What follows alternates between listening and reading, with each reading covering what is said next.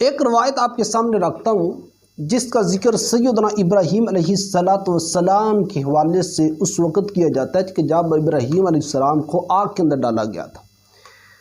یہ ایک بڑی مشہور و معروف روایت ہے کہ جب نمرود نے سیدنا ابراہیم علیہ السلام کو آگ میں ڈالا تو ایک پرندہ ابابیل اپنی چونچ میں پانی بھر کر آگ پر ڈالتا رہا تاکہ آگ بجھ جائے،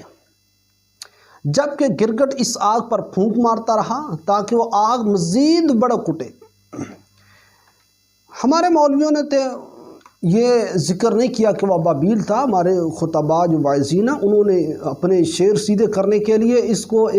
کی نسبت ایک طوطے اور ایک چڑیا کی طرف کر دی ہے، اور حیرانگی کی بات ہے کہ اس کے اوپر ماشاءاللہ نظم قائم کر دی ہے، اس کے اوپر شعر بھی بنا ڈالے ہیں۔ یاد رکھیے گا یہ روایت کسی حدیث کے اندر اس کا ذکر نہیں ہے،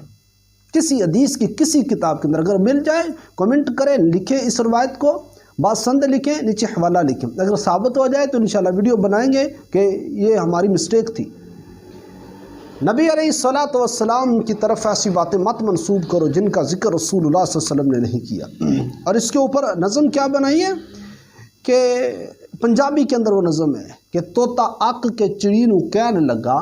ایک ہی کھیکھن تو جگا رہی ہے، میں ویکھ رہا تینوں آمدی جامدی نو کدے آر نہیں ہے کدے جا رہی ہے، بل دی چیخا تے بے قرار ہو کے وانگ ویشنا پھیرے تو پا رہی ہیں، پلا 10 بل دیاں لاٹاں بجھا دیں گی بوند بوند پانی جو تو پا رہی ہیں۔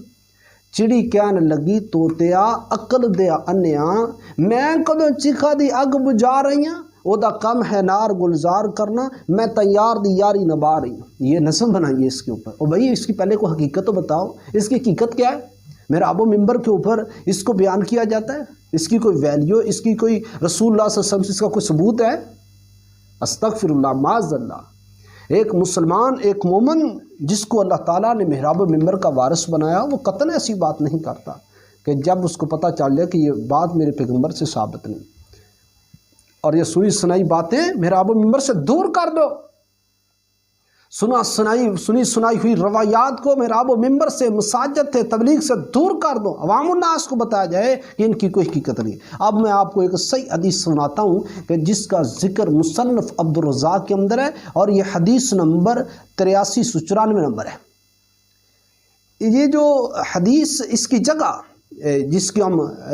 چڑیا اور طوطے کی نسبت کرتے ہیں، اس کی تو کوئی حقیقت نہیں ہے، یہ تو جھوٹی موضوع من گھڑت، بس اس کا ایسے ذکر کر دیا گیا، چلتی چلائی ہوئی بات ہے، جعلی بات ہے۔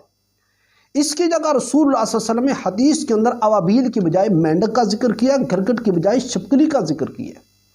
سیدنا عائشہ ام المؤمنین، ہماری اور تمہاری میری اماں جان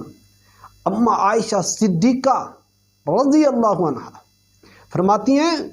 کہ رسول اللہ صلی اللہ علیہ وسلم نے فرمایا کہ مینڈک حضرت ابراہیم علیہ السلام کی آگ کو بجھاتا رہا اور چھپکلی اس آگ میں پھونک مارتی ہی، چنانچہ آپ صلی اللہ علیہ وسلم نے مینڈک کو مارنے سے منع فرمایا، چھپکلی کو مارنے کا حکم دیا۔